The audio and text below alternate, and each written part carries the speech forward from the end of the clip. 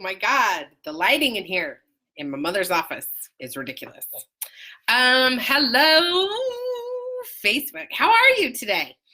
It is the day before I am going to San Francisco for Big Gay Thanksgiving. And I am really excited to be coming to you live from my mother's house in Pacific Grove, California. And I am really excited to talk to you about You Are Loved and You Are Loved. Hi, Liz. How are you? It's nice to see you. Thank you for giving me a little love heart so I knew you were here. If you're here, I can't see you. So that's the magic of doing Facebook Lives. And so if you're here, I can't see you. So if you're here, say, give me a comment, say hello. Let me know that you're here so that I can say hi back. Liz Trains, I'm so happy to see your face. I got to see your face twice today, which just, stop it. Brings me so much joy. So anyway, I wanted to come live today. This is part of, I'm almost done with my series. Oh my gosh, look at you giving me all the love. Look at all of you giving me all the love. Hi, Courtney, how are you? So this is part of a series that I decided to do about where I really decided to come out as a Christian witch. And so this is the next in a series of Facebook Lives that I'm doing up until Christmas, where I'm talking to you about various ideas about magic and spirituality and the divine. And so I'm really excited to bring you this special edition of this, talk to you a little bit about what I think it means to be loved and to feel love and to experience love. And so one of the things that I wanted to start off with a little bit of a story. So sorry, this chair is really bugging. I'm so not in my element. I'm at my mom's. So one of the reasons I wanted to talk about this in particular is that throughout my whole entire life, I have battled with being unworthy of love and devotion. And so I had a really tumultuous childhood. I won't get into a lot of details, but I had this really tumultuous childhood, and there was a lot of shenanigans and abuse and all that crap.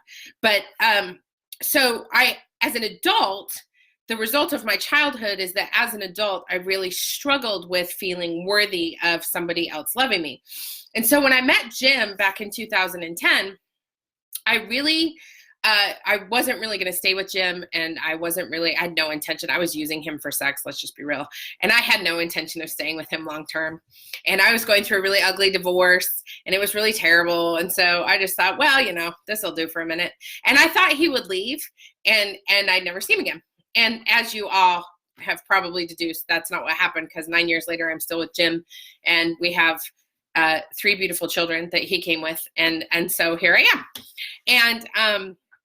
And one of the things that happened in this process of feeling that I was worthy is that I used to put Post-it notes up all over my wall. And one time, Jim put up a Post-it note. He took down one of my Post-it notes and put up a Post-it note. And I'm obsessive, so I know what's on my wall. Put up a Post-it note that said, "You are worthy," and left it there. And I found it. Like I was looking at my Post-it notes to get some inspiration. I found it there like a day later. And I was like, wow. Like, he really gets me. Like, he really understands that I need to hear that I am worthy. And I didn't believe him at first. And then we moved in together. And so when we moved in together, I became a full-time stay-at-home mom for 3 children, ages 9, 3, and almost 2. And so Gwen was almost 4. Actually, Gwen was 4. Katie was turning 10, or had just turned 10. And so I had these little people that I was now in charge of. You can imagine that was a lot. And so we moved into this house in Anaheim, and it was this, hi, Marin, how are you? We moved into this house in Anaheim, and it was this beautiful big green house, 4 blocks from Disneyland, which, while some of you think that might be ideal, those fireworks go off every night, and so it's not ideal. But we were 4 blocks from Disneyland, in this beautiful house. And I had, during my divorce, said this prayer about how I just wanted to I wanted someone to love me for who I am, and I wanted my own family. And in my head, when I was laying on the floor dying of a broken heart, when I said, please God, just give me someone who loves me for who I am and give me my own family. And by the way, I'd never prayed before. So the whole idea of even praying was new to me. In my head, it was not Jim with these 3 children. It was a totally different scenario. It was a woman. It was like adopted kids. It was all these other things in my head, but I didn't stick to that vision. I just wanted to feel like someone loved me for who I am, and I wanted my own family. So here I am. I've gotten the dream. I'm living the dream. I'm in Anaheim. We're making this work. We're making a family. We're making a marriage. We're making a relationship. And I'm standing, I've got all the things I asked for, right? Someone who loves me for who I am. Yay. I've got a family that I'm creating, and it's going to be beautiful. And there's garbage. Don't get me wrong. Like, there was a lot of things happening. And I'm standing at the sink in the kitchen, and I was rinsing out a cup or something. And I'm standing there looking at this beautiful window outside. And it was a gorgeous sunny day, and there's roses in my yard. And I'm sobbing my face off. Like, I'm bawling my face off. I'm like scrubbing this cup too much. Like, it was clean an hour ago, and I'm bawling my eyeballs out. And I very distinctly hear in my ear, it always comes from my right side for some reason. I very distinctly hear the voice of the divine, God, spirit, the universe, whatever it is you want to call it, say to me, you are love and you are loved. And then it said, I very clearly heard, decisions made in desperation are not made from love, and you are love. And at the time, I think I was mulling over while I was cleaning that glass, what have I done? Clearly, this was the worst decision I've ever made in my life. You know, we're dealing with a lot of chaos from Jim's ex-wife. We're dealing with his family not liking me. We're dealing with, oh God, so much. It was just, we're dealing with me going through a major depression because for the very first time in my life, I wasn't employed and I couldn't get a job because I was overqualified. And we were living in Southern California and there were no seasons and I did not have a community. And my mom lived technically, hi Corey, my mom lived technically like 45 minutes away, but in traffic it was like 7 years away. And so it was like this whole experience where I had crumbled while I was getting divorced. And here I am getting everything I wanted. And I was like, what am I doing? I'm washing that glass going, I've lost my mind. I don't love this. I'm not happy. This is not what I said. And then I realized in that moment when the divine is whispering in my ear saying, you are love and you are loved. And I went back to that Post-it note, which, by the way, I had moved from my apartment, the You Are Worthy Post-it note that Jim gave me I moved it from my apartment to our house. It was on my mirror. And I was like, okay. So I don't have to act from desperation. I can act from a space of love. Okay. And I don't have to run away from all the feelings I'm feeling. I can actually fall into this idea of all of these feelings, which are very traumatic, by the way. And I can create anything I want to create. I was applying to go get my PhD because I'd always wanted a PhD. I was really trying to be this perfect housewife, which, by the way, y'all, Dr. Melissa Bird, PhD, is not a perfect housewife. I was not meant to be a housewife. But man, that upbringing in Utah taught me that I can cook like no other. I can cook. So I was infusing all of my love into this new family of mine and trying to navigate the drama of being in a relationship with someone who was going through a divorce and whose family hated my guts and all these things. Hi, Becca Freebie. And so the first time the divine whispered to me, you are love and you are loved, I was like, okay, what does this mean? And what it meant was that I had to really think about, okay, what am I doing here at this moment, at this time? What I was really doing was sitting on the back porch, chain smoking Marlboro Reds, and like creating an ideal life on Pinterest because Pinterest had just become a thing. And so I had a beautiful life on Pinterest. And I had to pull myself out of that imaginary world and really sit down and go, okay, you've got these children you're helping to raise. You've got these ideas in your head. You know why you want to go get a PhD. What are you going to do now, Missy Bird? And if you are loved and you are loved, what are you going to do? Who hates me? Oh, Becca Freebie. My in-laws, they're not big fans. It's okay. We moved through it. It's been a long time. This was the very beginning, like in 2012.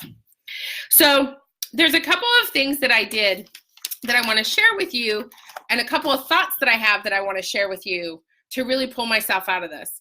And one of the things that I did was I couldn't get a job. No one was hiring me. And I really didn't want to work because I really wanted to go get my PhD. And I knew if I got a fancy job, I'd never go get my PhD. And so I started volunteering at the AIDS Foundation in Orange County, California, because the little boy I had nannied for had HIV. He was HIV positive by the time he was 19. And he had committed suicide the year before Jim and I moved in together. So in 2011, he committed suicide. And so I really wanted to go and give back. And so I started volunteering at the AIDS Foundation, answering telephones.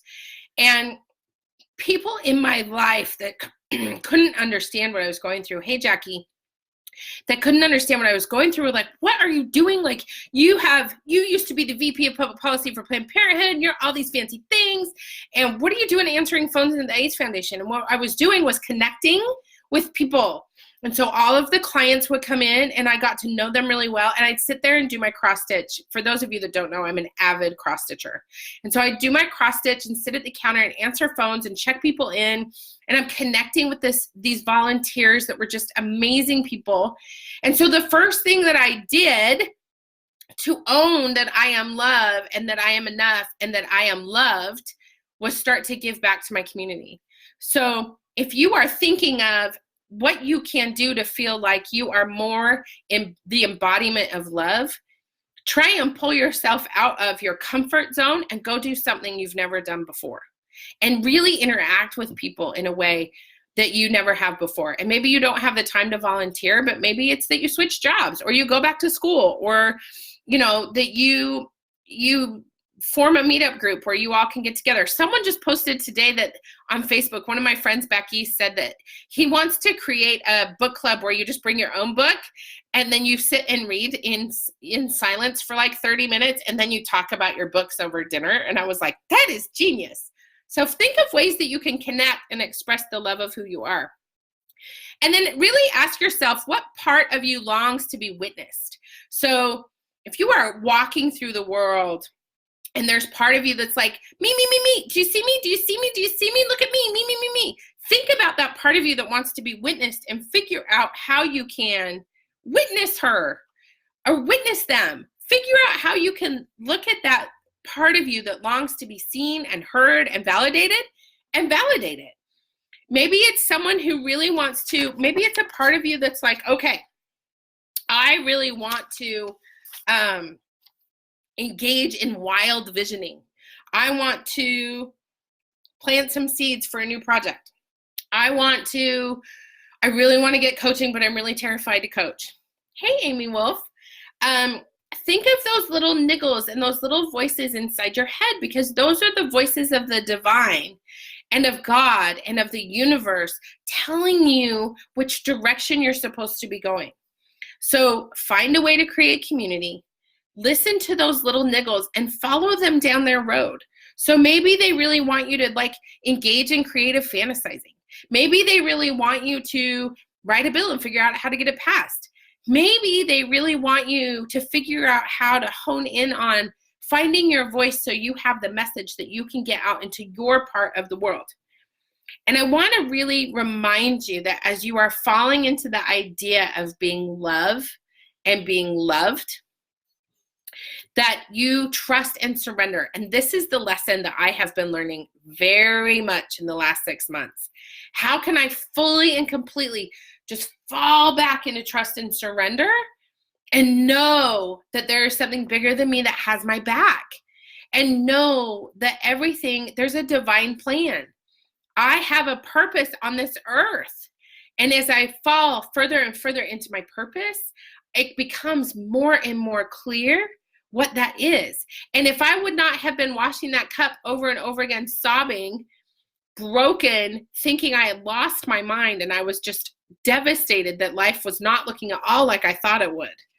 If I had not listened to that voice of God say to me, you are loved and you are loved, then I don't think that I would be sitting here talking to you today, because I think I would have run screaming back to Utah and like licked my wounds and gotten in some dysfunctional relationship.